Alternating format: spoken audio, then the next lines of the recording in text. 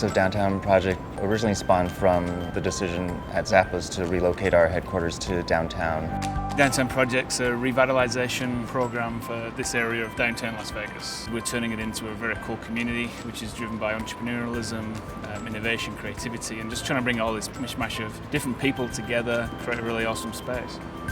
Our goal was to take the really awesome energy that already existed in the neighborhood and just help catalyze it. That's precisely how we talked about it internally. Our intent was always to create interesting places and help them be sustainable. When I first visited Las Vegas in the summer of 2012, the corner on which my business now sits was a vacant parking lot filled with broken glass. And now, not even 2 years later, there's a bookstore. There's an amazing cafe, there's a record store, there's restaurants and places to go when, it's such a short period of time before it felt a bit like desolation wilderness down here.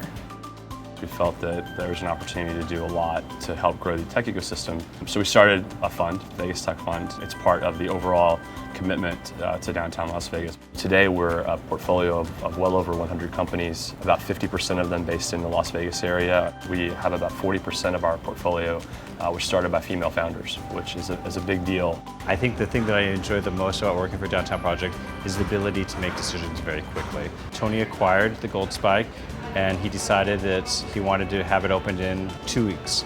He wanted to take all of the casino out and make it a co-working space and a livable space for people to come to downtown Las Vegas. One of the things that we think a lot about is how do we get people to collide more often, and so all the different small businesses in the area are really done with that in mind as part of the goal. Is this a space where you might have a serendipitous encounter with someone and that could later result in some collaboration or some sharing of ideas or some sort of innovation.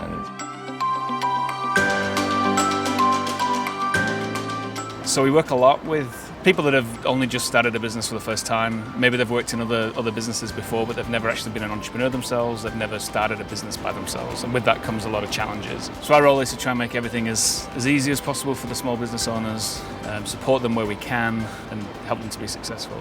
And it's raining.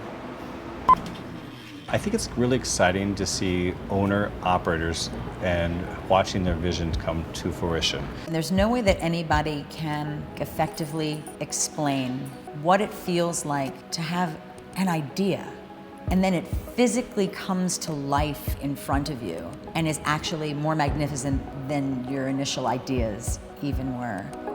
My favorite thing to show people in the neighborhood, I love showing the container park because I remember when we created it, and it really was a place that could demonstrate whether a small business could work or not. So it allowed someone to try something small, not have to spend a lot of money on the build out, and see if it would work. Before the container park was here, I never saw mothers with strollers walking down the street. And then literally as soon as container park opened, and there was all these parents bringing their children in. There was a lot of, you'd hear children laughing and playing. It was just an amazing transformation. One of the things that we try to do everywhere is have some sort of sense of discovery. At the container park, the praying mantis, for example, surprises a lot of people when it shoots out 20-foot flames at night. We put a cornhole game in the living room of the Gold Spike, and it didn't make any sense. It was too small. So then we decided, let's oversize it. And then we're like, oh, that looks cool. And then we added the beer pong and the darts, and all the other games have been oversized since then, which has now truly become the signature of Gold Spike. Some people, their first time here, they never even make it outside. And then the next time they go outside, then there's all this crazy stuff going on outside. And so we try to have different elements of surprise throughout. Everything always starts with kind of a fun intent to create something great, but never to create a big master plan or a big master vision. And that's what I think makes it, to me, really authentic. There's just so much you can do in downtown Las Vegas that you could never do before. So it really has brought a sense of community and a vibe to downtown that just wasn't here.